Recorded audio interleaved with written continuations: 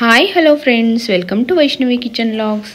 ನನ್ನ ಇವತ್ತಿನ ರೆಸಿಪಿ ಈ ಬೇಸಿಗೆ ಕಾಲಕ್ಕೆ ಒಂದು ಒಳ್ಳೆ ಕೂಲ್ ಆಗಿರೋ ಸ್ವೀಟ್ ಲಸ್ಸಿ ರೆಸಿಪಿನ ಇವತ್ತು ತೋರಿಸ್ಕೊಡ್ತಾ ಇದ್ದೀನಿ ರೀ. ನಾವು ಹೊರಗಡೆ ಎಲ್ಲ ಕುಡಿತೀವಲ್ರಿ ಲಸ್ಸಿ, ಜ್ಯೂಸ್ ಸ್ಟಾಲಲ್ಲಿ ಅಥವಾ ಸ್ಟ್ರೀಟಲ್ಲಿ ಕುಡಿತೀವಲ್ರಿ, ಸೇಮ್ ಅದೇ ಟೇಸ್ಟ್ ಆಗುತ್ತೆ ಫ್ರೆಂಡ್ಸ್. ಅದಕ್ಕಿಂತನೂ ಇನ್ನೂ ಟೇಸ್ಟ್ ಆಗುತ್ತೆ ಅಂತಲೇ ಹೇಳ್ಬೋದು.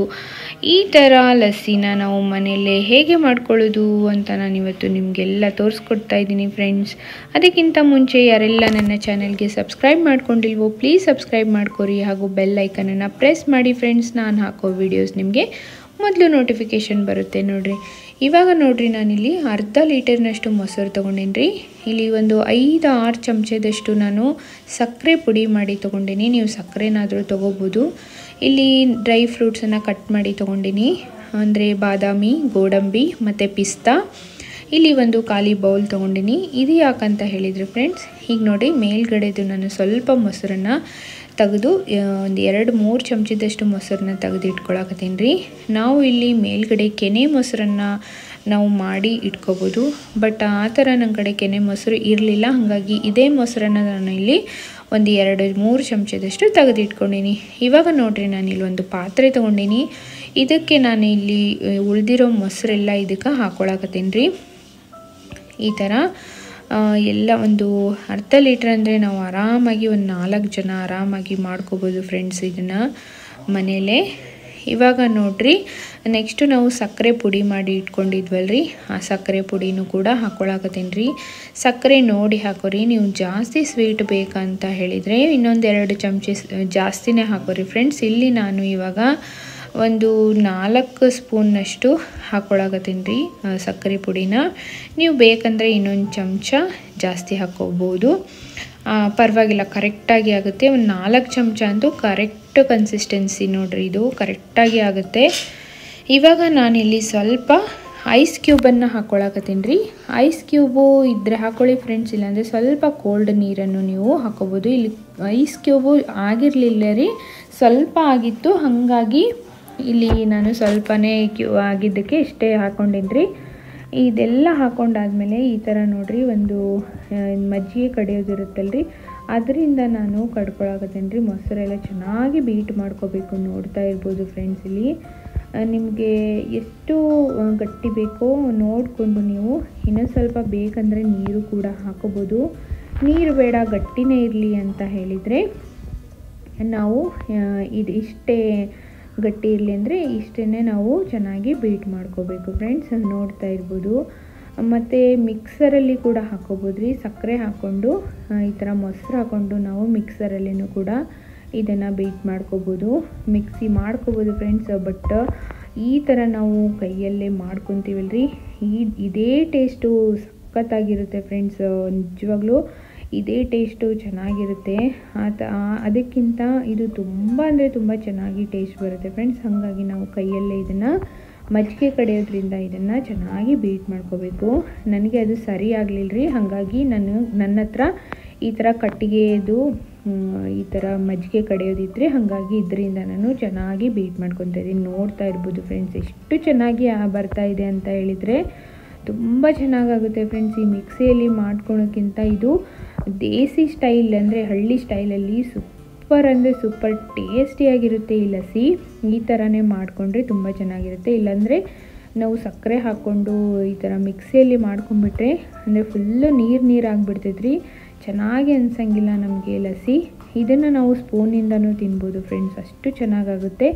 ನೋಡ್ತಾ ಇರ್ಬೋದು ನೀವಿಲ್ಲಿ ಎಷ್ಟು ಚೆನ್ನಾಗಿ ಬೀಟ್ ಆಗಿದೆ ಅಂತ ಹೇಳಿದರೆ, ಸ್ವಲ್ಪನೂ ಮೊಸರು ಥರ ಇಲ್ಲ ರೀ.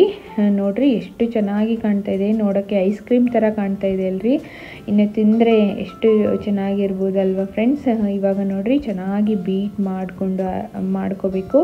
ನೋಡ್ತಾ ಇರ್ಬೋದು ನೀವಿಲ್ಲಿ ನೋಡಿರಿ ಎಷ್ಟು ಚೆನ್ನಾಗಿ ಬೀಟ್ ಆಗಿದೆ ಅಂತ ಹೇಳಿ. ಇವಾಗ ನಾವು ಇದನ್ನು ಸರ್ವ್ ಮಾಡ್ಕೊಳ್ಳೋಣ ಫ್ರೆಂಡ್ಸ್.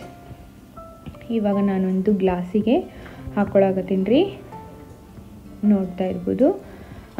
ಇವಾಗ ಗ್ಲಾಸಿಗೆ ಟ್ರಾನ್ಸ್ಫರ್ ಮಾಡ್ಕೊಂಡಾದಮೇಲೆ ನಾನು ಇವಾಗ ಒಂದು ನಿಮಗೆ ಸೀಕ್ರೆಟ್ ಇಂಗ್ರೀಡಿಯೆಂಟನ್ನು ಹೇಳ್ತೀನಿ, ನೀವು ವಿಡಿಯೋನ ಫುಲ್ಲಾಗಿ ನೋಡಿ ಫ್ರೆಂಡ್ಸ್. ಈಗ ನೆಕ್ಸ್ಟು ಇದಕ್ಕೆ ನಾನು ಏನಂದರೆ ಕೆನೆ ಮೊಸರು ಇರಲಿಲ್ಲ, ಹಾಗಾಗಿ ಜಸ್ಟ್ ಮೊಸರು ತೊಗೊಂಡು ಇಟ್ಕೊಂಡಿದ್ನಲ್ರಿ, ಆ ಮೊಸರನ್ನು ಇದ್ರ ಮೇಲ್ಗಡೆ ಹಾಕ್ಕೊಳ್ಳೋದೀನಿ ರೀ. ಈ ಥರ ಮೇಲ್ಗಡೆ ಲಸ್ಸಿ ಮೇಲ್ಗಡೆ ಮೊಸರು ಇದ್ದರೆ ನಿಜವಾಗ್ಲೂ ಲಸ್ಸಿ ತಿನ್ನೋಕ್ಕೆ ತುಂಬ ಟೇಸ್ಟಾಗಿರುತ್ತೆ. ಸ್ವೀಟ್ ಈ ಥರ ಹುಳಿಯಾಗಿ. ಈ ಹೊರಗಡೆ ಎಲ್ಲ ನಾವು ತಿಂತೀವಲ್ರಿ, ಅಲ್ಲಿ ಕೆನೆ ಮೊಸರು ಹಾಕಿ ಕೊಡ್ತಾರೆ ಮೇಲ್ಗಡೆ, ಸೂಪರ್ ಸಖತ್ ಟೇಸ್ಟಿಯಾಗಿರುತ್ತೆ ಫ್ರೆಂಡ್ಸ್.